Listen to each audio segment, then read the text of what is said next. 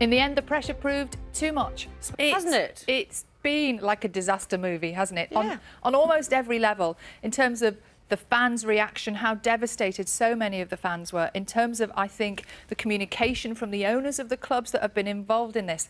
I just want to share with you a statement that's come actually from the European Super League, because we've heard a lot, haven't we, overnight and over the last few hours.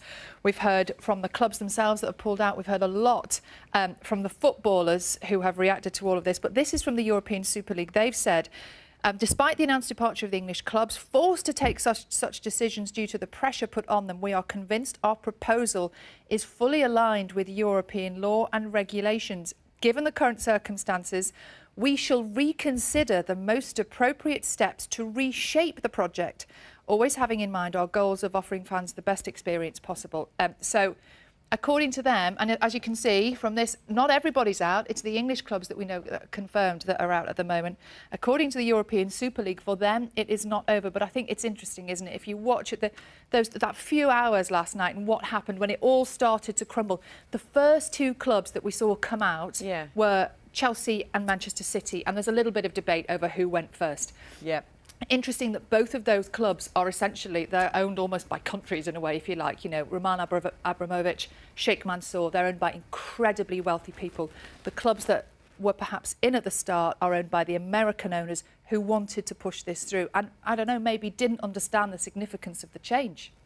Well, I mean, it's been extraordinary to watch. Thank you very much. And we'll continue to talk about the sort of fallout. Thank you. Yeah. Hasn't it, Sally? But you have been. I know a lot of people said it last night, but it almost beat Line of Duty for drama, didn't it? It was dramatic. It was like Jed Mercurio was writing it, Sal, wasn't it? I mean, we had like a little crumble, didn't we? In like one brick in the wall went. And eventually that happened. All the English clubs gone last night. You can still see several other clubs still saying they're going to be taking part in the European Super League. But you have to say, fans have been key to this. They have been vocal in their opposition to the European Super League. And there were protests at Stamford Bridge last night ahead of Chelsea's game against... Well, from then on, things developed really rapid now and what's developed over the last few hours. Lovely to see you this morning, Richard Hale. You are a Chelsea fan. First of all, your reaction to the developments last night? We were the first to hear that they were pulling out. I know that Manchester City had been talking about it from early yesterday morning. How does that make you feel about your club at this moment? Are you pleased that they did that, or do you feel conflicted because they were in it in the first place? People this morning are celebrating what they're seeing as people power because the reaction was so extreme. But a lot of damage has been done. What's the first thing your club could do to maybe rebuild bridges? Sense, don't you, there? The trust has been broken. Yeah. What's going to happen next? How are they going to, all of those clubs, rebuild the trust with their supporters who followed them maybe through generations of a family?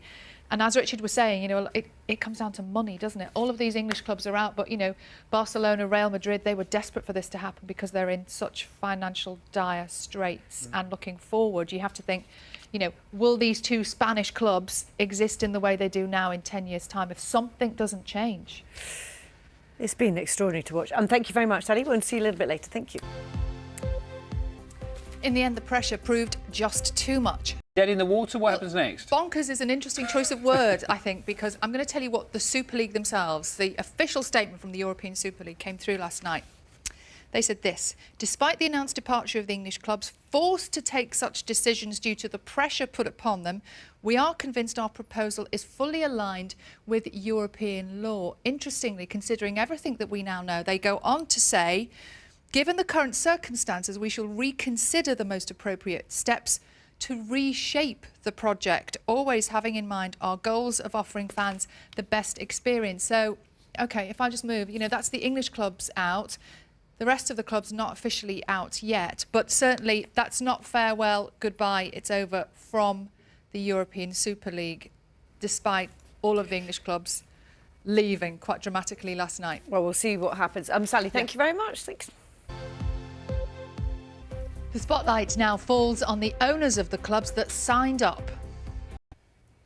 Pretty staggering apology, isn't it? We'll be speaking to John Barnes, former Liverpool player, in a moment on the programme. But Sally, we said yesterday that only Arsenal had actually formally apologised, but that's the owner of Liverpool saying, we got it wrong. Yeah, that statement just released 20 minutes ago via the club's website. I mean, it's incredible, isn't it, to think that man with all of that power who'd gone all the way down that road with this European Super League now has to say these words, directly offer a personal apology to Jurgen Klopp and the players and the fans for getting it so badly wrong. You do wonder maybe if they had communicated better with the staff in the club in the first place, it wouldn't have even got to this point. Well, meanwhile, Chelsea, one of the other clubs to make a U-turn, played Brighton in the Premier League last night. Now, Brighton were one of many clubs to speak out against the Super League plans, and the club's chief executive, Paul Barber, terrible mess. Well, it's been an extra 2 hours. We have all been distracted by this. Something else has been happening, hasn't it? Changes to the Champions League have been put forward. We saw them announced on Monday. What do you make of them? Because while we're talking about this, we're not looking at that so closely, are we? No, I mean, This morning, thanks very much indeed. Fascinating thoughts there. Yeah, thanks for that, Sal. We'll pick up some of those. It's about an hour ago, wasn't it? We had a really grovelling apology from one of the owners of one of these clubs, and John Henry from Liverpool. Yeah, it's really interesting, isn't it? He chose to give a statement to LFC, to the club's website, which we're going to play you in just a second. But it's an astonishing turnaround. In this, we see John W. Henry, you know, millionaire, billionaire, owns Liverpool Football Club, offering a personal apology to the fans, to Jurgen Klopp. But as you say, it's been an incredible couple of days. Let's hear what John Henry had to say just about an hour ago. Well, let's just pick up your thoughts. As apologies go, Sally, that was a long list of people he was apologising to. Yeah, but I think it was really important that he did it, because at the moment, what have all of these clubs now got to do? They've got to make the fans trust them again, because we look at these men who own the football clubs and you kind of assume that they are at the top of their game, they really know what they're doing. But having looked at what's happened over the last 72 hours, you do really have to question that. And one person who I think sums it all up brilliantly is the former Liverpool player, John Barnes, who's been giving his reaction in just the last few minutes.